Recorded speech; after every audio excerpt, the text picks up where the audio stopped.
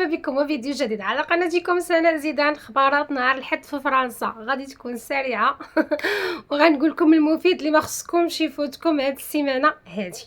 والله ما عرفتش مناش نبدا. المهم غادي نبداوكم من اليزابيث بورن دارت واحد الاجراءات ولا اعلنت على واحد الاجراءات. كتعرفوا بلي لو 14 جويي هو اهم عيد وطني في فرنسا، فعلى داكشي اليزابيث بورن دارت واحد القرار، هو انه ممنوع منعا باتا انهم يبيعوا المفرقعات لشي واحد ماشي مهني، شي واحد ماشي بروفيسيونيل. علاش هادشي كامل؟ حيتاش خافت اعمال الشغب ترجع في لو 14 جويي. على العموم هادشي راه حنا سمعناه في القنوات الاخباريه الفرنسيه من نهار بداو اعمال الشغب، وهما خايفين على لو 14 جويي حيتاش كان قريب وحيتاش العطله وتلامد مسالين وما عندهم ما يدار.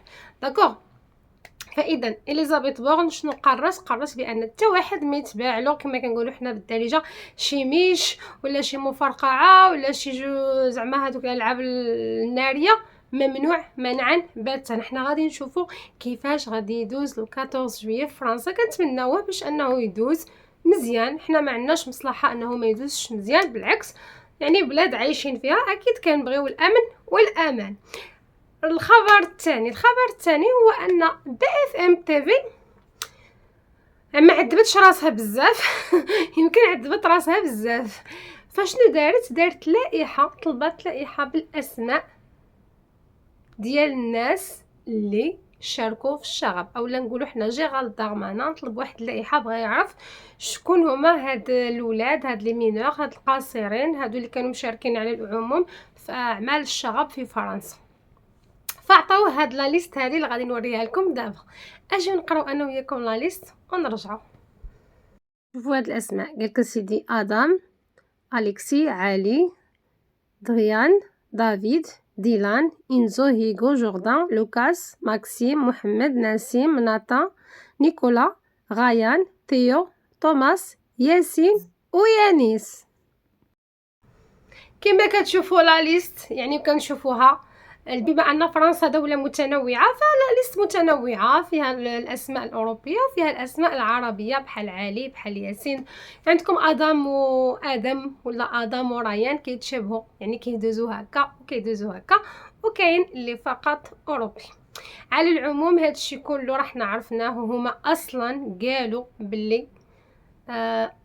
باللي هادوك ماشي اجانب هما اللي داروا هادشي، يعني بحال بغاو يقولوا ماشي الناس اللي حارقين، حيتاش كانت طلعت هضره بان الحراقه هما اللي كانوا مساهمين في الشغب، ولكن ماشي بصح. كلشي كنعرفوا بلي الحراقه كيخافوا على راسهم، ملي كتكون شي مشكله كيغبروا كيدخلوا لديورهم يسدوا عليهم لانهم عارفين الا شدوهم غادي يرحلوهم. فالمهم هذه هي لا ليست. الا ما كانتش عندكم فكره على الاسماء هانتوما عندكم فكره دابا على الاسماء. كذلك خبر اخر هاد الايامات كلشي كيهضر عليه هو واحد الشاب جزائري. انا غنحط لكم واحد الفيديو شنو كيقول مناخ وشنو كيقول. هو واحد الشاب جزائري بغى يتزوج في لاميري ديال مناخ، ما بغاش مناخ، ما بغاش. على العموم هو معروف بالاراء ديالو، يعني ماشي شي واحد اللي حسب معلوماتي زايد في الجزائر، ومعروف بالاراء ديالو وما عندوش مع المهاجرين. المهم ما خلاش يتزوج. علاش؟ ما علاش قالك حقا علاش واحد عنده 23 عام يتزوج وحده كبيره عليه ب6 سنين، ساشون كو فرنسا واحد الدوله اللي ما عندهاش نهائيا في الثقافه يعني ديالهم، عندهم زعما ليسبري اوفر وما عندهمش نهائيا هذا المشكل ديال السن بين الازواج. وزيدوا عليها شفنا ديكا يعني الولد كيكون عنده 25 عام 23 22 وتزوج وحده عندها 50 عام ماشي 29. يعني ان واحد لا مامون ولا واحد المراه اللي عندها 29 عام كتبقى جون، يعني سن عادي 23 29 ماشي شي سن بيناتهم كبير بزاف. داكوغ، ماشي سن بيناتهم اللي كبير بزاف. فالمهم قالك كيفاش عنده 23 عام وهي عندها 29 وعندها 3 ديال الدراري وكذا ما كذا. فقال لكم اسيدي شم فيه الريحه ديال مارياج بلون، ماشي مارياج صحيح، ما زواج مصلحه ولا ديال الورق. فمنعهم الزواج في لابريفكتور ديالو، ولكن خصكم تعرفوا بانهم بما انه منعهم خالف القانون، هو خالف القانون الاوروبي وخالف حتى القانون الفرنسي، يعني نورمالمون ما عليهم حتى شي شبهه يقدروا يتزوجوا عادي. وداكشي اللي اللي يعني علّنت عليه الحكومة الفرنسية ولا المحكمة فعلًا يقدروا يتزوجوا، ولكن هو مُصِر أنه ما يزوجهمش في لا ميري ديالو. هذاك الولد قال بأنه هو في كل الأحوال غادي يتزوج بديك السيدة. كذلك لاموه على أنه هو كان عنده بحال نقولوا حنا الدوسي شوية موسخ، يعني كان تشد من كان صغير في أعمال سرقة وكذا وكذا. فهو دافع على راسو وقال بأنه هو يعني كان جون، كان مراهق، كان صغير، طيش الشباب، وبلي هو ماشي هكا دابا. المهم غنخليكم شنو قال لو مير وشنو قال الولد ونرجعوا. Vie privée, le droit de vous marier. Convention européenne des droits de l'homme Vous pouvez pas vous oblige à le marier. Attendez. Donc vous allez le marier? Mais bien sûr que non. Mais enfin, attendez, à un moment donné, madame, il y a le droit, il y a les droits de l'homme, en plus c'est ma vie, les droits de l'homme. Alors tu vas pas me faire un coup là-dessus. Enfin, attendez, c'est le bon sens. Ce type est en situation irrégulière. Ce garçon est en situation irrégulière. On veut, si on a délivré une obligation de quitter le territoire, c'est qu'on veut le foutre dehors. En plus, comme on dit pudiquement, vous avez compris, il est connu de façon défavorable des services de police, vol avec recel et violence. C'est que ça. Et moi, je vais aller le marier. Mais si on veut le mettre dehors, mais écoutez, que la police des airs et des frontières, je leur donne rendez-vous vendredi à la mairie, ils le trouveront, puisqu'il vient à 11h se marier.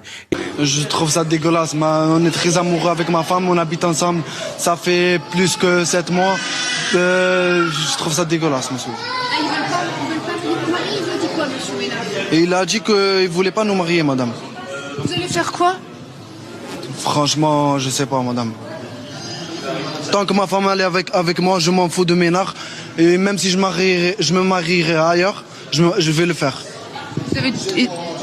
Même si je me marie ailleurs, je peux aller en Algérie me marier, vous inquiétez pas, madame. Et je reviendrai en France avec mes papiers. Et là, vous allez faire quoi? Vous allez rester là ou vous allez partir? On va rester ici, madame. Oui, on va rester. Voilà, vous venez d'entendre en direct le marié qui s'exprimait en هانتوما كتشوفوا خوتي، واحد حلف ما يتزوجوا والاخر كيحلف حتى يتزوج. المهم اكيد غادي يقدروا يبدلوا لا ميغي ويقدروا يتزوجوا. احنا غادي نشوفوا على العموم باش غادي تكمل هاد القصه هذه. خبر اخر اللي كداولوا الصحافه هنايا في فرنسا على واحد لا لوا اللي نورمالمون خصهم يصوتوا عليها، مازال ما صوتوش عليها 100% ولكن غادي يصوتوا عليها. واللي مميز في هاد لا لوا انه غالبا ما غاديش يكونوا معارضه ديال الاحزاب، يعني كلهم غادي يعطيو عليها الاوكي. شنو هي هاد لا لوا هذه؟ هي سميتها بالفرنسي لا لوا دو بروغراماسيون ميليتير. شنو هاد لا لوا دو بروغراماسيون ميليتير؟ هي ان الدوله الفرنسيه خصصت واحد المبلغ مالي كبير لأي حاجة عندها علاقة بالحرب أو لا بالسلاح أو بحماية الوطن ديالهم. فهاد لا لوا هادي فيها شي أمور ممكن الناس ما تعجبهمش، من ضمنهم مثلا قالك لالا ولا أسيدي إلا كانت شي حرب وفرنسا كتوقع أنه ممكن يكون شي حرب ربما ما بين 2024 و 2030، فعلى جميع الفرنسيين سواء القاطنين بفرنسا أو القاطنين خارج فرنسا وحتى اللي غادي يولي عندهم الجنسية في هذه المدة هذه، اللي عنده دابا الجنسية واللي العام الجاي يعطوها له واللي موراها يعطوها له وهكذا، مطالبين انهم الا استدعتهم فرنسا للتدريبات ولا للحرب ما خصهمش يرفضوا، واللي يرفض ممكن يدخل للحبس. كذلك الدولة غادي يكون عندها الحق انها تخدم الاملاك ولا الممتلكات ديال الاشخاص. مثلا الا احتاجت قطعه ارضيه ولا بلاصه فين يكونوا تدريبات ولا تخزين ديال شي حاجه ولا فمن حقها انها تطالب بها داك الشخص. مثلا شي واحد عنده شي فيرما كبيره اللي ممكن تنفع في الازمه وفرنسا من حقها انها تطالب بها، واللي يرفض الحبس كذلك. فهاد هاد القانون هذا يعني المهم لحد الان كما قلت لكم غادي يصوتوا عليه، وكما قلت لكم معليش مناقشه كبيره، معليش اعتراضات بحال اللي كنسمعوا مثلا في قانون التقاعد ولا في قانون الهجره ولا هذا. باغ كونطخ كلشي ساكت، كلشي كيبان بانه باغي وما عنده حتى شي مشكل. فالمهم حنا غادي نشوفوا شنو غادي يكون واش غادي يصوتوا عليه ومين يصوتوا عليه. المشكله في القوانين عرفتوا شنو هي انه كيبان لنا حنا غير القشور، حنا ما كيبانلناش داكشي بالتفصيل. راه كل قانون كيكونوا فيه بزاف ديال النصوص فحنا ما كيبانولناش كاملين. فالمهم اللي غادي دير الجنسيه الفرنسيه مستقبلا دير هادشي فراسك، انك لا عيطولك للتجنيد ما تقدرش تقول لا. الفيديو ديالي كما قلت لكم نهار الحد ما كنبغيش نطول عليكم بزاف، غادي نبقى انا وياكم هنا، ولكن كنبغي دائما نفكركم بجوج ديال الامور. الاولى اننا عندنا واحد الاوفر في الثيرموميكس مع الدوزيام بول. الا شريتوه كتشريو دوزيام بول فقط ب 60 اورو. دوزيام بول الثمن الحقيقي ديالو 209 ديال الاورو. كنتمنى باش انكم تشجعوني وانكم الا كنتو ناويين تشريو ثيرموميكس ما تبدلونيش وتجيو تاخذوه من عندي ونكون انا هي كونسيير ديالكم. الكونسيير ديالكم بالنسبه للثيرموميكس كتم تخلصوه ب 1399 اورو كونطون، اولا على 3 المرات كتجي 466 الاورو بدون فوائد. وكاين الناس اللي كيبغيو الفينونسمون بدون فوائد حاليا ما كاينش، كاين فينونسمون اللي فيه الفوائد. حاجه اخرى تطبيق الساندويف. الا كنتو باغيين تصيفطوا الفلوس للاهل ديالكم، الساندويف واحد التطبيق كما كنقول لكم ساهل ماهل. عندهم الشعبي كاش وعندهم كاش بليس، وقريبا غادي يدخلوا حتى مع نورمالمون غادي يتعاملوا مع اجونس وحده اخرى اللي معروفه في المغرب باش تهزوا منها الفلوس. يعني غادي يكونوا قراب في كل الاحوال قراب. كذلك الا درتوا الكود ديالي سناء كتديو 10 اورو زايده اللي هي اكثر من 100 درهم مغربيه، كتستافدوا منها نتوما ولا الناس اللي صيفطوا لهم. عندي فيديو خاص على الساندويف كيفاش ديروا تانستاليوه وكيفاش ديروا تصيفطوا منه. تسالى الفيديو ديالنا. شكرا اي واحد فيكم شاف الفيديو من الاول للثالث. الله لي فراسكم والسلام عليكم حتى الفيديو القادم ان شاء الله، وشكرا للمتابعه.